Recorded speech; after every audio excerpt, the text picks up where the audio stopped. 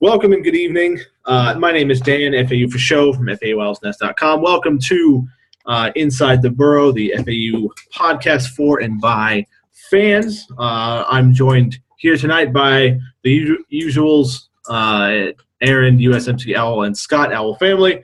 Tonight we are going to talk not about football season. We'll talk about that was too depressing. We're going to talk about the fun stuff that we have coming up. So we'll talk about some recruiting news, big recruiting weekend that just happened, some coaching rumors, see what's going on there. We'll talk a little bit about the Boca Bowl, since that's some excellent two teams coming here, and then we'll say goodbye. So I guess I'll get started. We'll talk about a little bit about recruiting. We had how many recruits? I think we had about 15. Most of the hashtag Fab15 group was in here. We picked up a couple of commitments. We picked up one today. Junior college transfer tight end Chandler Dexter from Northeast Mississippi Community College. We picked up an offensive lineman, Brian Beck from Wisconsin. And who else did we pick up? We re-picked up a former commit that flipped to NIU that then flipped back to FAU, defensive back Herbert Miller out of Miami. So there's definitely some exciting times. I think we've got a lot of momentum with the announcement and stuff like that. That probably helped last week as well. Yeah, it does. And, I mean, especially getting these kids on campus, seeing the stadium, that big, news, last week about the facilities coming in. And especially that lineman out of my home state of Wisconsin before I moved down to Florida. If anybody's ever seen linemen in Wisconsin, they're big, they're strong, they're cheese-fed, they eat brats, So this kid is not going to be out of shape, not out of shape when he hits fall camp. So, yeah, it's definitely good news. You can't say bad things at all about the recruiting class. That it's just the coaches are just hitting it out of the park over and over and over again. I personally am giddy like a schoolgirl when I see the owl signal go up. It's just, you follow me on Twitter. It's like the second I see, win today, got better today, I can't help it. I retweet every bloody coach and every bloody thing, and it's just I giggle like a little schoolgirl. It's quite embarrassing. But I am happy to see some Wisconsin beef come in. That's good news. The line has always been an issue. South Florida is known for quick speed, athletic kids, but not so much those linemen that you need to make it work as well. So it is, and I know we always I always come back to this, we're the three of us are pretty much sunshine pumpers. We're happy about where the program is. I mean, come on, we've got like the 60th best recruiting class in the country. It's unheard of. We're number one in Conference USA. Now, that being said, too, Herb Miller was another one that was mentioned, flip back and forth. Guess who's in town this week? Northern Illinois. So as much as I'm happy to see her come back into the fold, until that letter is signed, it's not a done deal. Daniel Parr was the other one that apparently it looks like he's going to enroll early. So that is very good news as well, which should lead to some quarterback things going on. So all in all, recruiting's looking good, and that's about the best we can hope for it because it's all about talent. Yeah, I think having Parr come in, the quarterback out of Dwyer, for those not familiar, he's quarterback out of Dwyer. He'll be enrolling in the spring, enrolling early, which will be the second quarterback in the past 2 years that will do that, which it seems for a program like us, in past years, we never, ever had people enroll early. And I think we have a couple enrolling early this year. And I think that could only help us because now we have 4 legitimate quarterbacks on the roster with Quez, Greg Hankerson, Jason Driscoll, and Parr. They're all going to be in spring camp. So there's going to be a lot of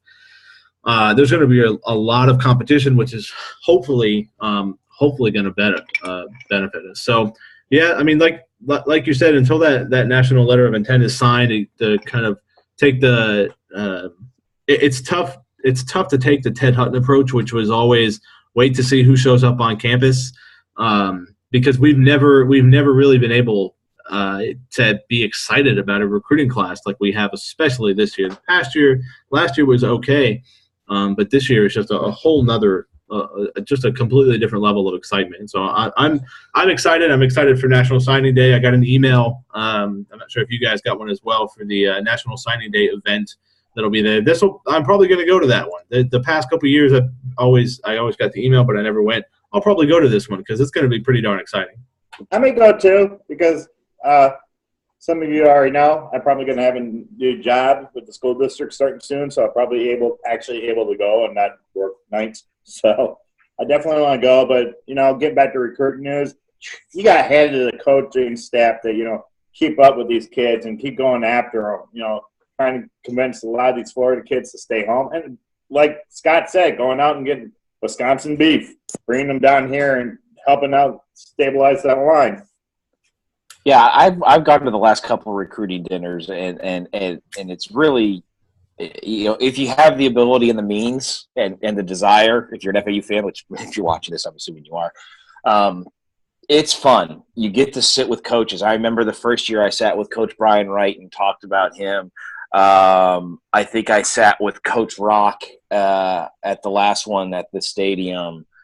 And it's neat to see how excited they are to get these kids on there. So, it's not money wasted by any stretch of the imagination. It's a lot of fun. You see a lot of people, and you get to talk to the coaches, and they're genuinely excited to see passionate fans there. So if you can go. I've actually, my wife has given it to me as an anniversary present for the last couple of years. Nice. Yeah, well, I got a very good wife.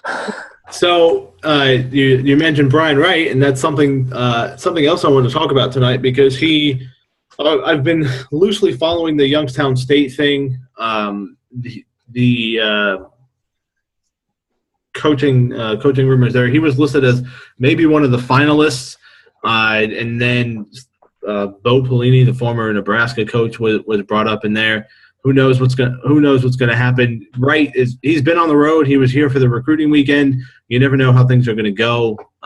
So that's Wright could be leaving for Youngstown State, which that would hurt us, but I think we'd be okay. And probably the bigger, even though he holds a lower. I think he is associate head coach, but Coach Harriet possibly. There's rumors that he was being courted by University of Florida and their new coaching staff, who from the different recruiting sites and different people I've seen, is UF hasn't had a very good foothold in South Florida, particularly Broward and Dade, or Broward and Palm Beach, the past couple of years. I think they kind of lost that after Urban Meyer left. And I mean, you've seen what Coach Harriet has done for us as far as the quality of the recruits go. If hopefully that's not the case. Hopefully we would have him for at least one more year. We could have him for one more year, and he brings in a lot of good recruits, and our record improves. Then we can kind of allow him, not allow him, but be okay with him leaving. I kind of agree with that. I really agree with that. And Coach Patrick said, I think on his last coach's show last week, he said, what would help bring this program back up and keep it, build that winning tradition is stability within the coaching staff. I mean, I understand this is the coaching carousel this time of year, so those teams not in bowl games, they're basically trying to find coaching staff, new coaches come in. So, I mean, it would be a shame to see either Harriet or Wright leave, but, I mean, it's the nature of the business in college football. Yeah, it is just that. I mean, you've got to look at it, whatever field you're in. Let's say you're working for, XYZ computer company and you're really good and you're really talented. And then, you've got a lot of loyalty because they gave you your first shot. And then, Apple calls and says, hey, we'd like you to, be the third in command. You go to Apple. I mean, it's not even a thought. So it's just the nature of the beast. And, the kids, I think, understand that process now too. I certainly hope he doesn't leave. We could certainly use it, but, there's a lot of smoke out there. However, Coach Harriet was tweeting today about Fab 15. So you just don't know, and you can't get upset about it, Owl Nation. It is what it is. Very few programs ever have stability long-term coaching-wise. What you can always hope for is that the staff you get takes what you've got and elevates you to the next level and leaves you in a better position than when they started, because then that gives you more money and more legs to get the next great coach, and that's how you build it. Other programs have had 100 years to do that. We've had, 13? Yeah, I think it's what's kind of doing. I don't think I can't really recall another FAU coach that's been left for bigger programs. They've probably been fired, except maybe Gary Nord. Who? Gary Nord. Oh yeah, Gary Nord that left for Purdue, and that didn't work out that well for Purdue. And then the Brom guy that went to he went to Western Kentucky, I think. Well, actually, he went to Louis. I think he went back to he left Louisville. Jeff Bro. He left Louisville. He came here. Then he went to Michigan. He kind of bounced all over. And him coming here was really more of I think Schnellenberger was doing him a solid. Yeah. Helping him out after Louisville kind of self-imploded. And hey, it's worked out great for Bro. Honestly, I remember when Bro first came here. My fervent hope was that he was going to be groomed as a coach in waiting. It didn't work out that way. Yeah. But and the other thing about it that would surprise the hell out of me is, Coach Harriet is, 1 year out of high school coaching. So for him to go be a coach at a Power 5 program, not just a Power 5 program, but one of the premier Power 5 programs, would be unprecedented. That would be really, what would happen if he would make bad calls? Think about how upset we get, and we're, a G5 school. Can you imagine what the Gator faithful would do if there was a bad call by the running coach, or that would just be, it'd be icky. But I certainly hope Coach Harriet stays. I think he will. I hope he does. But if he doesn't, we're in a better place because he was here. Yeah. I'm kind of going over some recruiting things, and we'll probably once we get back up and running again, we'll as we get closer to National Signing Day, we'll get some recruiting things. I was briefly looking at our recruiting class, and what is it for 247 Sports? We were 62, I think. What was it? 62, up 4 spots. We're right above Louisiana Tech, and so another Conference USA team. Probably us and Louisiana Tech are our top 2 in Conference USA. So there's definitely a lot of exciting as far as recruiting goes, and facilities. There's a lot of excitement. Hopefully, the team can be worthy of the amount of excitement that we have. So we'll kind of switch gears and talk about something that's related to FAU, but not directly, I guess. Boca Bowl is coming to town in the next couple of weeks. We found out that Northern Illinois University and Marshall University are going to be representing are going to be the 2 teams in the bowl, which I was looking at some other things. I think it was rated the second best bowl outside of the playoffs.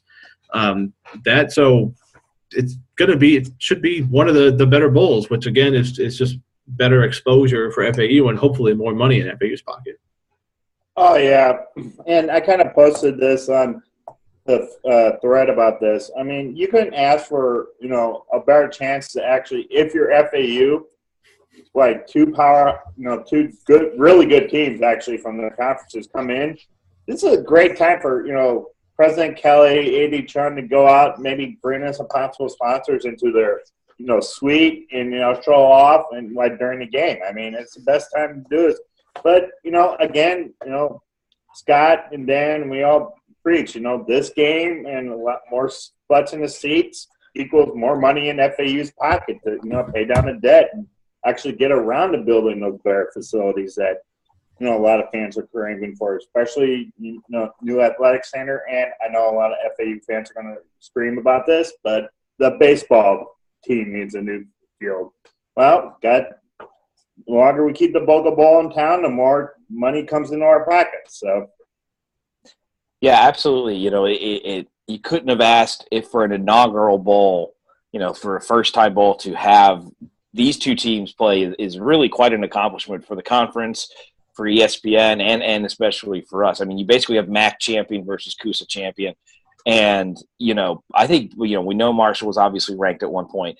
I'm pretty sure Northern Illinois was ranked at one point as well, but they have been a perennial for the past 5 years. Northern Illinois has been one of the better teams in the MAC. They've gone bowling, I think, 5 straight years or whatever. You can see Pat Chun's already out there. He's, networking. You can see tweets. There's a great tweet of a car that JM Lexus put out there with half Northern Illinois and half Marshall, which was kind of cool to see. It's really exciting. I've been talking to my coworkers about it, and some of them knew there was a bowl game and some of them didn't, but most of them are not football fans. My only, and I don't want to say concern is not the right word. I'm a little frustrated we don't have a sponsor. I really thought once the Boca Bowl got announced that a sponsor would step up. I mean, the Bahamas Bowl got Popeyes right away. And, I don't want to say upsetting. It's just I can't for the life of me figure it out why. Now, now we have a marquee matchup. So Dan was talking earlier as we were chatting before the podcast, somebody's kicking themselves right now because now there's all this hype about what a great bowl game this is going to be. And I'm sure there were some potential sponsors that basically, were like, ugh. Now, also, it is not too late either. I mean, it's certainly that, if somebody wants to come in and pop down a couple million, I'll bet they'll find a way to change the logos pretty darn quick. Yeah. But it's going to be great exposure. You're going to see the FAU logo. They're going to be showing the pictures of Howard's statue and Howard Schnellenberger Field at FAU Stadium. Mm-hmm. I think eventually this will lead to naming rights as well. We just have to, rumors kind of have it. John Z on the board, who works for FAU Athletics, basically has said, ticket sales look apparently well. Lots of seats being sold. So, a packed stadium, 60 to 70 degrees at night with palm trees blowing in the wind on national TV is basically going to be a 4-hour ad for FAU. Hopefully. And so that's a good thing. As Martha Stewart said, it's a good thing. Going on what you were talking about, I read online that this is one of the lowest paying out bowl games, around $400,000 for it. So you're right, Scott. I mean, they're kicking themselves in the butt for not getting that sponsor. So yeah, I mean, it's just, again, there's not. Unfortunately, and FAU may be to blame for this as well, but there's just not a lot of excitement about college football in Florida, South. I should say South Florida overall, and that's just kind of the culture of Florida of college football in South Florida. Hopefully that'll change. This may be a start of that, but yeah, so it's exciting times. It's December 23rd. What time is it? 7? I think it kickoff's at 6, if I remember correctly. Oh, okay. I won't. Unfortunately, I'm going up north to be with family, or else I'll go to the game for sure. But yeah. So I think that about does it for now, and I guess that does it for this season. We'll definitely be back in the spring, especially as National Signing Day gets closer. We'll talk a little bit more about recruiting and go a little more in depth in certain spots and see where recruits are coming from and possibly have the impact they're going to have. We may have a basketball one as well. So we'll see what happens, but we really appreciate all the feedback you guys have given us. Thanks for watching. It's been I know I've had a good time and we hope that you'll continue to go with us. So I'll turn it over to you guys, you gentlemen, if you have any last words before we send it off. I have to agree with you, Dan. Thanks everyone for watching. Definitely the feedback. Again, continue to hit us up on Twitter and definitely through, the Owl's Nest. So have a happy holidays, everybody. We'll see you in maybe late January, early February as National Signing Day approaches. Yeah, I'll echo. It's been a pleasure with these gentlemen and Jack too, especially having the student voice from time to time fill in for me when I was missing some stuff. So that's always good. Hopefully might step in for me if we decide to do some basketball stuff. It's been fun, and I hope you guys have all enjoyed it. I hope we haven't come off as pontificating or sort of blustery, but we have a passion for the team just like you do. And so anything that you feel that we don't do, that you would like us to do, that you want to discuss, please let us know. Hit us up on Twitter.